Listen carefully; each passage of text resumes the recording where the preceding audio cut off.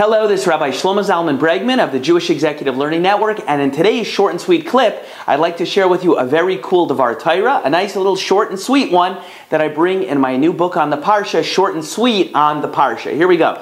It says in Parsha Shmos, this week's Parsha, chapter 5, verse 7, it says, "You shall no longer," this is Pharaoh talking now, Paroi, "shall no longer give straw to the people to manufacture the bricks.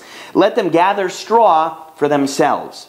So a person might have thought that it's a good thing. Before, they just had to do the bricks. But now, they're able to collect straw plus the bricks. So straw is not heavy, so that might be something good. Because if all I had to spend my entire day moving bricks, that's very heavy. Now, I still have bricks, but there's a lot of the day spent with straw. That would be an improvement. So why is this considered a bad thing?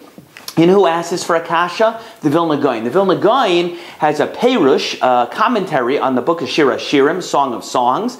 And the Gaon in Shir HaShirim speaks about this question in chapter 2, verse 7 of his commentary, and he says as follows. He says that what Paro intended by this mandate, go gather the straw, it was no blessing at all. Why? Says the Vilna Gaon, Paro intended that the Jewish people should not be able to rest at all. Because if you're carrying bricks all day, bricks are heavy. Bricks are heavy, you're going to have to take a break. But now that you're carrying straw, you could work all day, morning through night, no rest and no pause at all. Because if it's bricks, even the Egyptians understood, I mean, at some point you got to sit for 5 minutes and rest.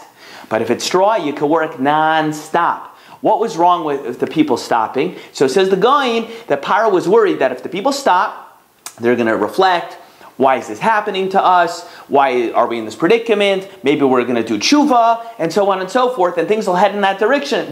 Before you know it, the slavery is going to end. You follow what I'm saying? So Paro didn't want them to stop at all, and in fact, he's already getting worried about this because Moshe, if you look in the Chumash, just asked them, Paro, hey, can we take a 3-day Shabbaton? He's like, what's with these people? They wanted a couple days, a midbar, a big Shabbaton, a retreat.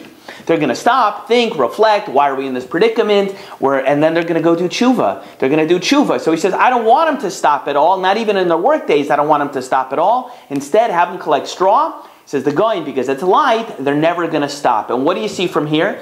And this is what I bring out in this little piece in the Parsha as well, is that the Yetzer Hara wants you to never stop thinking how you're living, how you're acting, what you're doing. It should always be go, go, go, go, go. Now, I'm pro-go. I'm in favor of work ethic. I'm in favor of having hustle in your life and accomplishing good things. But you have to stop and pause and think. And the Yetzer Hara will put unrelenting pressure on the heart of a person in order to get him to never stop. That's the way the Mesilas Yesharim, the Ramchal, speaks about it. Anyway, hope you enjoyed today's clip, a little insight into the Parsha.